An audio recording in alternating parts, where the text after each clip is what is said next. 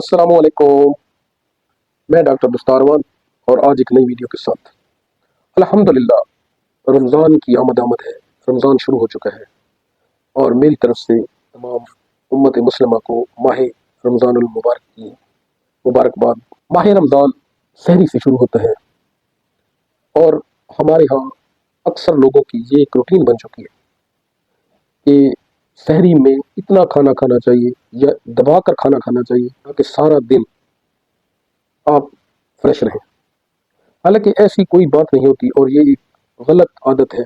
जब मिसकंसेप्शन से कहा जाए वो भी बेजाना होगा, क्योंकि अक्सर लोगों की आदत होती है सहरी के वक्त 3-3 पराठे खा लेते हैं, पानी धड़ धड़ पी लेते हैं और उनका मकसद ये होता है कि एक पराठा सहरी से लेके 9-10 बजे तक काम करेगा, दूसरा पराठा 10 बजे से लेके 2 बजे तक काम करेगा, तीसरा पराठा 2 बजे से लेके 6 बजे तक काम करेगा।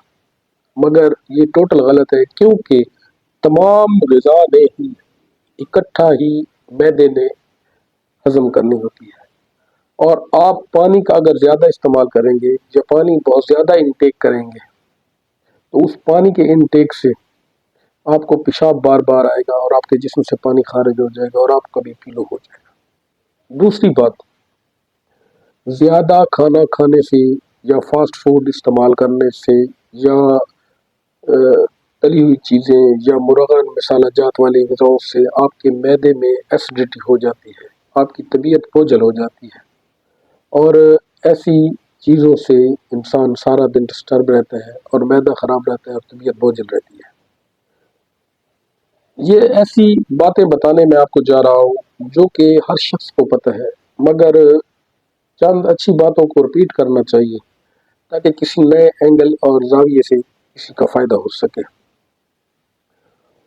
अब अक्सर लोग या हमारे मुआशरे में एक और रवाज शुरू हो रहा है कि अक्सर लोग रेस्टोरेंट्स में सहरी करने के लिए जाते हैं और वहाँ पे उन्होंने पे करनी होती है, इसीलिए वो जी 10-15 चीज़ों का रेगुलर इस्तेमाल करते हैं, थोड़ी थोड़ी चीज़ें वो खाते रहते हैं, जिसकी वजह से उनका पेट बोझल हो जाता है और फिर उनको सोना पड़ता है। सोने के बाद इजाफी तौर पर उन पर बोझ हो जाता है, तेज़ाबियत, मैदा की खराबी, पेट में दर्द, ऐसे अवारस फिर पैदा शुरू हो जाते हैं। अक्सर लोग शुगर के मरीज जो होते हैं वो ओवर ईटिंग कर लेते हैं, ओवर ईटिंग की वजह से भी उनके मसाइल पैदा हो जाते हैं।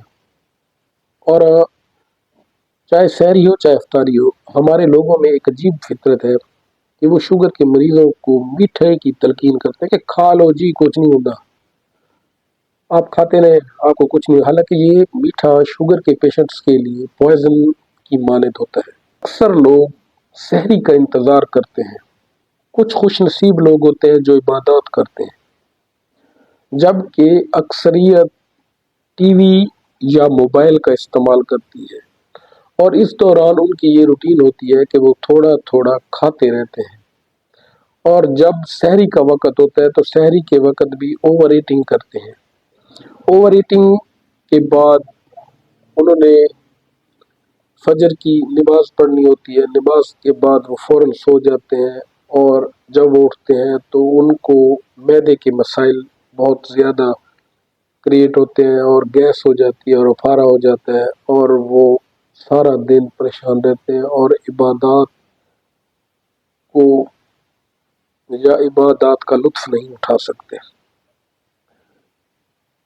दरअसल एक जो मेथड है सहरी का, या एक शरई तौर पर भी पॉइंट है कि आप सहरी के वक़्त इंतहाई हल्की फुल्की ग़िज़ा खाएं, रेस्टोरेंट्स को छोड़ें, बाज़ारी खानों को छोड़ें, तली हुई चीज़ों से अवॉइड करें।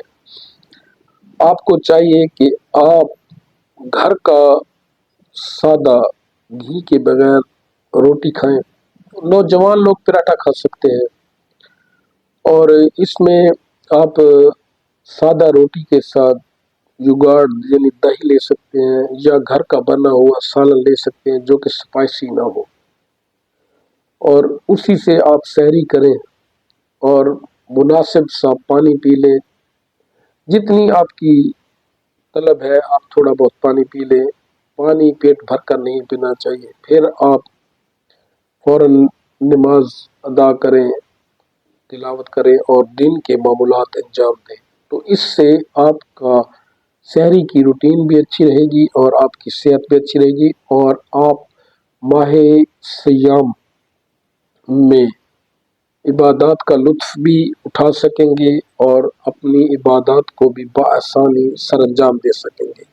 उम्मीद है आपको मेरी आज की वीडियो पसंद आई होगी। मिलते हैं किसी नेक्स्ट वीडियो के साथ। अपना और अपने प्यारों का ख्याल रखें।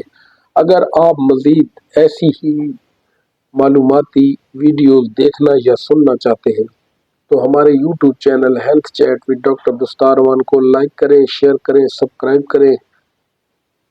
थैंक यू, शुक्रिया।